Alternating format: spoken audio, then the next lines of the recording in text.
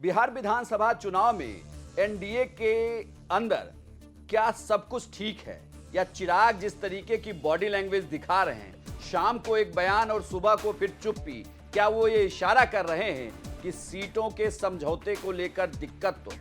सीटें वो जो मांग रहे हैं क्या उन्हें मिल भी पाएगा या नहीं, ये देखना होगा। लेकिन चिराग पासवान की रात से लेकर सुबह तक के आपके बयान को एक बार आप जरूर सुने, क्योंकि रामविलास पासवान की पुण्यतिथि पर जो चिराग ने लिखा है सोशल मीडिया पर, उसके भी अपने मायने हैं। आज बैठक हुई बीजेपी के फिलहाल एक बार जब तक चीजें पूरी फाइनल नहीं हो जाए, कुछ कहने बताने का मतलब नहीं है। जैसे हो जाएगा जानकारी दी जाएगी। परिस्थितियां ठीक ऐसी ही थी।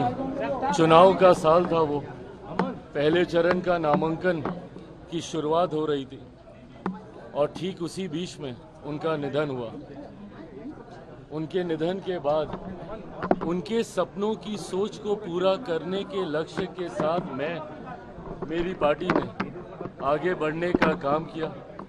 यकीनन इस दौरान कई उतार चढ़ाव आए, पार्टी टूटी, परिवार टूटा, पर अपने पिता के सपनों को पूरा करने के लक्ष्य को मैंने कभी टूटने नहीं दिया। उनके जाने के बाद विपरीत परिस्थितियां थी।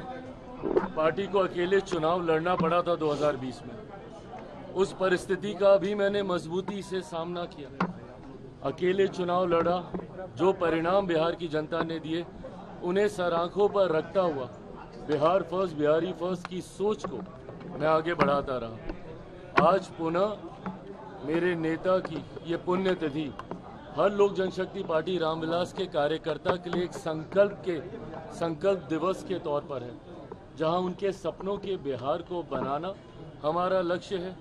बिहार को फर्स्ट और बिहारियों को फर्स्ट बनाने की सोच के साथ, इस संकल्प के साथ आज के दिन लोक जनशक्ति पार्टी रामविलास का हर एक कार्यकर्ता चुनावी रण में उतरेगा और लक्ष्य सिर्फ और सिर्फ बिहार को एक विकसित राज्य बनाना होगा।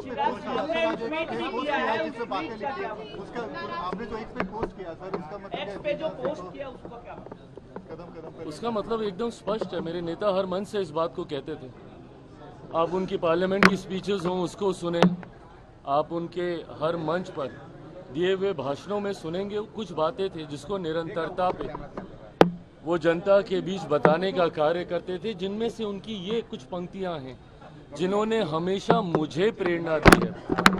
जब कठिन दौर से मैं गुजरा हूँ, तब तक उनकी यही पंक्तियों ने मुझे ताकत दी है।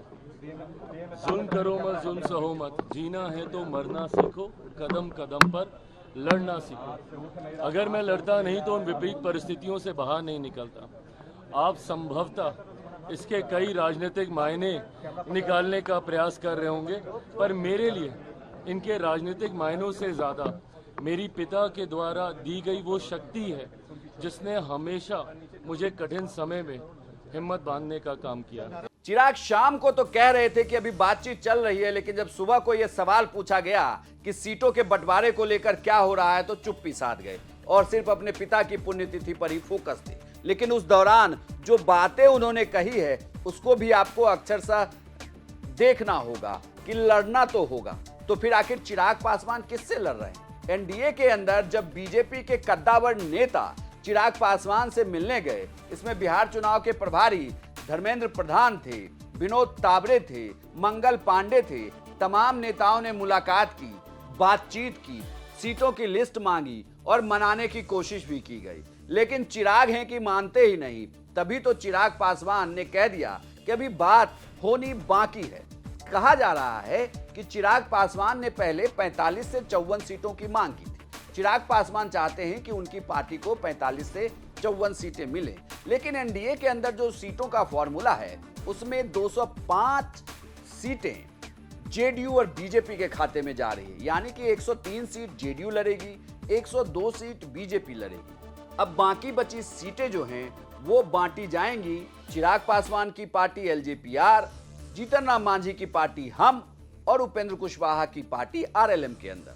ये कहा जा रहा है कि 25 सीटें चिराग को दी जा रही हैं, मांझी को 7 सीटें और उपेंद्र कुशवाहा को 6 सीटें, टोटल 38 सीटें इस तरीके से गठबंधन में 3 घटक दलों को दिया जाएगा। यही बात फंसी हुई है। चिराग चाहते हैं कि कम से कम उन्हें 35 सीटें जरूर मिले। अब ये 10 सीटें निकलेगी कैसे और किसके हिस्से से? इतना ही नहीं, 2 सीटों को लेकर तो ये कहा जा रहा है कि चिराग पासवान बिल्कुल अड़ गए हैं। उन्हें हुल्लास पांडे और राजू तिवारी को चुनाव लड़ाना है, जिसके लिए ब्रह्मपुरा और गोविंदपुरी की 2 सीट है जो चिराग पासवान लगातार मांग कर रहे हैं कि ये सीटें उन्हें दे दी जाए। अब ये सीटें मिलेंगी कैसे? बीजेपी की सीट है, ये यहाँ भी एक मुश्किल फंसा हुआ। हालांकि बीजेपी की तरफ से ये कहा जा रहा है कि उन्हें जल्द बताया जाएगा।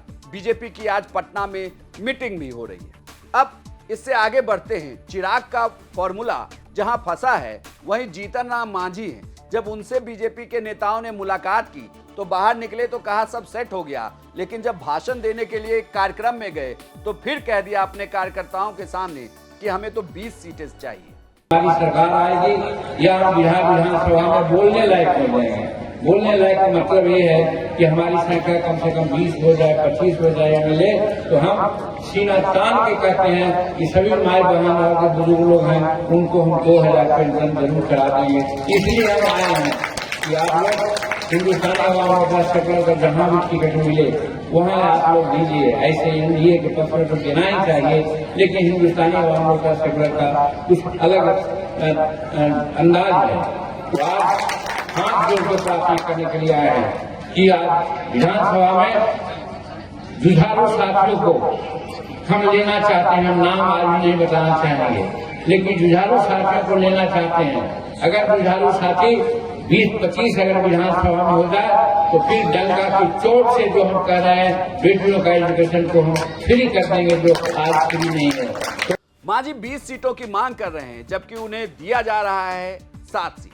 तो क्या ये माना जाए कि सिर्फ कार्यकर्ताओं के उत्साह के लिए मांझी इस तरीके की बात कह रहे हैं कि कार्यकर्ता मान जाएं, कार्यकर्ता नाराज ना हो?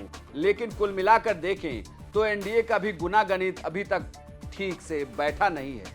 243 ही सीटें हैं, लेकिन 243 सीटों में चिराग की मांग और मांझी की बार बार नानुकुर से ऐसा लगता है कि ये इतना आसान नहीं।